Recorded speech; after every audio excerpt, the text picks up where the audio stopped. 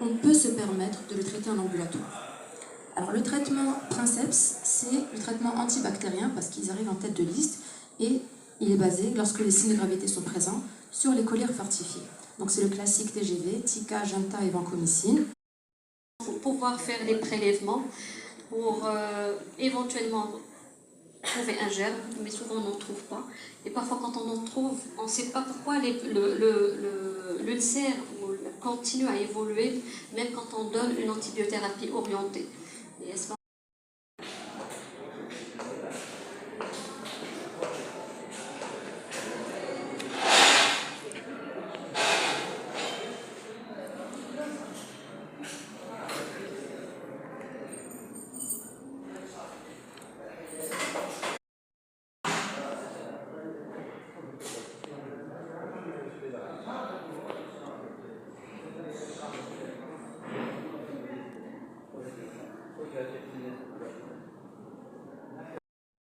bien codifié, donc bien sûr la colle ne va pas coller sur quelque chose d'humide, il faut d'une main éponger pour rendre l'ulcère sec, le plus sec possible.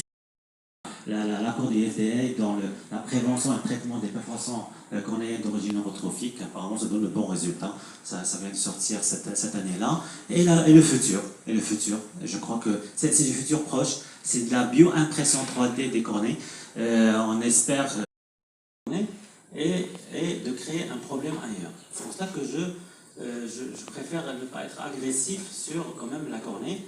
Et on sait que l'architecture de la cornée, il est un peu une maladie, c'est un élément qui est quand même important à... thérapeutique.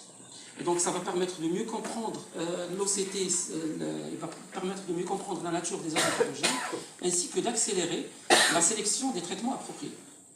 Donc pourquoi on va confronter clinique et OCT? C'est pour permettre d'analyser les aspects cliniques et OCT. Progression très rapide de la greffe endothéliale et qui remplace de plus en plus la greffe transfixion.